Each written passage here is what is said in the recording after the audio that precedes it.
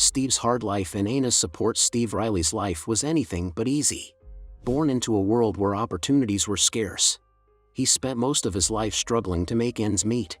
He had worked various low-paying jobs, from construction work to security gigs, but nothing ever seemed to last. Stability was a luxury he could never afford. Homelessness was a recurring theme in his life, and at times, he had to rely on the kindness of others just to have a place to sleep. But through all of it, one person had always stood by his side: Ena Rutt. She was more than just his girlfriend. She was his anchor during his lowest moments. While Steve hopped from job to job, Ena worked as a hotel housekeeper, earning just enough to support them both. Their relationship, however, was far from perfect. Steve was unreliable, often making promises he couldn't keep. Ena, on the other hand, had her own trust issues, and their fights would often escalate into heated arguments. Despite their issues, Steve had dreams. He wanted a better life, not just for himself, but for his 2 sons from a previous relationship. He imagined starting a small business, buying land, and finally having something to call his own. But deep down, he knew that achieving those dreams would take a miracle. Little did he know, that miracle was about to arrive, but not in the way he expected. The $30 million inheritance that changed everything. One day, Steve received an official-looking letter from a London-based law firm. The letter claimed that he was the last living heir to a $30 million fortune left behind by a distant relative, for someone who had lived paycheck to paycheck his entire life. This was life-changing news. At first, Steve was skeptical. Could this really be happening? He had never heard of this relative before, and the entire thing seemed too good to be true. But after several email exchanges and phone calls with the lawyer, his doubts started to fade. The lawyer provided documents, family records, and legal paperwork that seemed legitimate. Steve believed it. With millions of dollars supposedly coming his way, Steve began making plans. He told friends he wanted to buy property, open a car repair shop, and leave something behind for his kids. He even started looking at potential investments, eager to turn his luck around. But there was one problem: the money still hadn't arrived. The lawyer told Steve that the inheritance process was complicated and that legal disputes were causing delays. Steve, desperate to believe in his newfound fortune, clung to hope. Meanwhile, Ena expected to share in this wealth. But as time passed and Steve failed to provide any financial security, tensions between them grew. What Steve didn't realize was that this so-called inheritance was a scam, and it would set off a deadly chain of events. The devastating scam. Steve waited for months, eagerly anticipating the transfer of his inheritance. Every delay felt like a minor setback, but he convinced himself that the money was real. The lawyer had told him to be patient, and Steve had no reason to doubt him yet. Then, on September 3rd, the lawyer finally gave Steve a definite answer. They would meet at the airport to finalize the transaction. Steve was ecstatic. He convinced his friend Billy to drive him there, expecting to leave the airport as a millionaire. But when they arrived, no one was there. Steve called, emailed, and even messaged the lawyer on social media. No response. Minutes turned into hours, and it became painfully clear he had been scammed. Billy watched as Steve's excitement turned to devastation. He sat in silence, staring at his phone, realizing that the money he had been waiting for never existed. The drive back home was filled with shock and disbelief.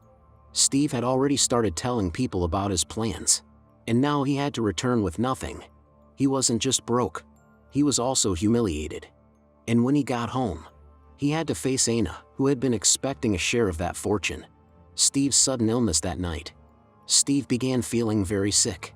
At first, he assumed it was stress. After all, finding out that you've been scammed out of millions is enough to make anyone physically ill. But this wasn't just stress. His symptoms worsened quickly. By the next morning, Steve was suffering from extreme nausea, dizziness, and confusion. He was barely able to stand. And when Billy checked on him, Steve looked like he had aged 10 years overnight. Billy immediately suggested calling 911. But Ena insisted it was just heat stroke. She claimed Steve just needed rest and fluids. She even told Billy that she would take care of him. But she didn't call an ambulance. She didn't take him to the hospital. She simply let him suffer. For an entire day. Steve lay in bed, his condition worsening. He was sweating, unable to move, and barely responsive. But still, Ena refused to call for help. By the time she finally dialed 911 on September 4th, it was too late. Antifreeze poisoning. When Steve arrived at the hospital, doctors quickly realized something was off. His symptoms weren't just from dehydration or heat exhaustion. This was something far more sinister. Tests revealed that Steve had ethylene glycol in his system, the main ingredient in antifreeze. Antifreeze poisoning is incredibly deadly. It starts with flu-like symptoms, nausea, dizziness, and confusion, which can easily be mistaken for heat stroke. But as the poison spreads, it shuts down the kidneys. If untreated, it leads to organ failure and death within 48 hours. And here's the most chilling detail. Before doctors even told Ena about the test results, she mentioned antifreeze poisoning herself. She casually asked Billy, what if he was poisoned with antifreeze? How did she know? And what had Steve been drinking before he got sick? Iced tea, made by Ena. The chilling 911 call. When Ena finally dialed 911, her tone was calm and detached, too calm for someone watching their partner suffer. The emergency dispatcher asked for details about Steve's condition, and Ena described his symptoms in a way that sounded almost rehearsed. She told them that Steve was acting weird and had been throwing up, but she downplayed the severity. She never once mentioned how long he had been sick or how much worse he had gotten over the last 24 hours. When paramedics arrived, they found a man at death's door, not someone who had just started feeling unwell, but someone who had been left untreated for far too long. His skin was pale, his breathing was shallow, and he was barely responsive. Ena's behavior stood out immediately. Instead of showing concern, she seemed more focused on controlling the situation. She told paramedics that Steve had been drinking alcohol, as if trying to explain away his symptoms. She even laughed at one point, saying, "He's just been acting funny." But when Steve was rushed to the hospital and doctors confirmed it was antifreeze poisoning, everything changed. Ena's reaction wasn't one of shock, it was indifference. And then she made a critical mistake. She asked Steve's friend Billy, what if he drank antifreeze? At that point, no one outside of the medical team even knew what was in his system. Billy immediately told the police. And that's when they started digging into Ena's past. Ena's suspicious behavior at the hospital. Doctors fought to save Steve's life. He was in critical condition. But if they could flush out the poison in time, there was still a chance. They administered antidotes and put him on life support, hoping for a miracle. But Steve was too far gone. As his body shut down, doctors informed Ena that there was nothing more they could do. Most people would be devastated. But Ena's reaction was cold and detached. She barely shed a tear, showing no emotion as she sat beside him. Even the nurses noticed. They later reported that Ena didn't ask any questions about his condition. She never once begged doctors to keep trying. And most disturbingly, she seemed more interested in knowing when he would die than in keeping him alive. When Steve was officially declared brain dead, Ena immediately started making phone calls. But she wasn't calling family or friends, she was calling people about his money. She told Billy and others that Steve had a life insurance policy, and she wanted to know how to claim it. That's when the police became very interested in Ena Rutt. The discovery of the iced tea bottle as investigators started looking into Steve's death. They searched his home for evidence. That's when they found something chilling in the kitchen, an empty bottle of iced tea. According to Steve's friends, he had drunk iced tea the night before he got sick, iced tea that Ena had made for him. The bottle was sent to a forensic lab, and when the results came back, they confirmed everyone's worst fears. It tested positive for ethylene glycol, the same deadly ingredient found in antifreeze. This was no accident. Antifreeze doesn't end up in a drink by mistake. Someone had deliberately poisoned Steve. And given Ena's suspicious behavior, cold demeanor, and sudden interest in his life insurance, the police now had a prime suspect. But they needed more.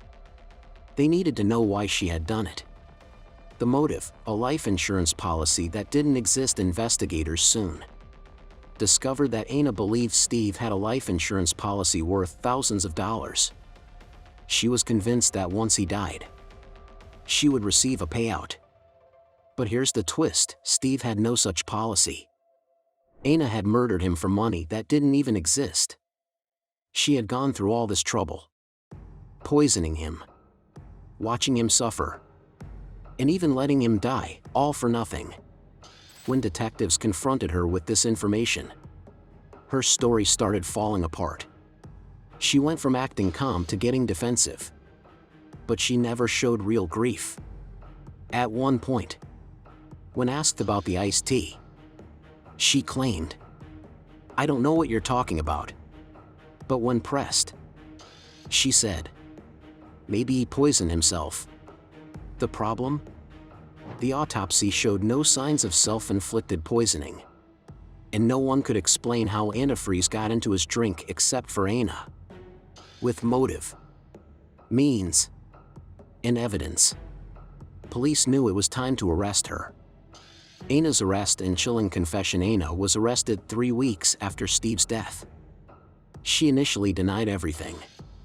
But as police confronted her with the toxicology report, the iced tea bottle, and her suspicious hospital behavior, her story kept changing. Finally, she admitted to poisoning Steve, but her reasoning was shocking. She claimed she did it because he had betrayed her. She was angry that Steve had promised her millions from his fake inheritance. And when that turned out to be a scam, she felt cheated. In her mind, if she couldn't get rich from his inheritance, she would at least get something from his death. Her lack of remorse was chilling. She never expressed guilt for watching him die in agony. Instead, she acted as if he had deserved it. Her cold confession sealed her fate.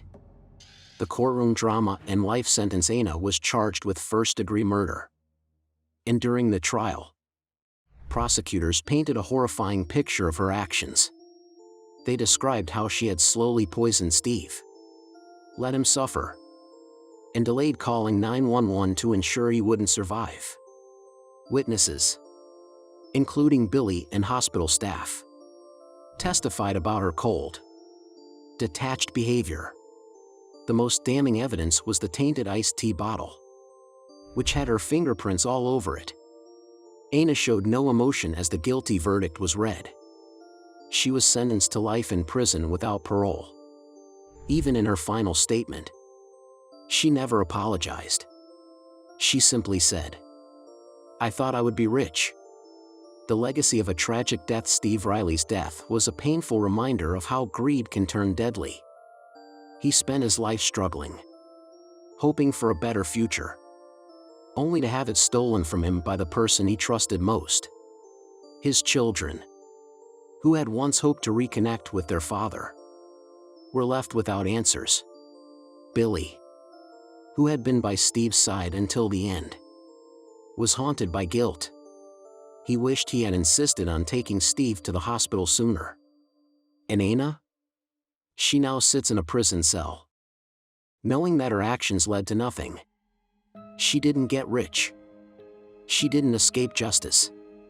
She simply threw her life away for a payout that never existed. The tragic irony? Steve's inheritance was fake, but his murder was very real. This story serves as a haunting warning about deception, greed, and betrayal. Ena Rutt believed she was on the verge of a fortune. But instead, she ended up destroying 2 lives, Steve's and her own. No money, no amount of desperation, is worth the ultimate price.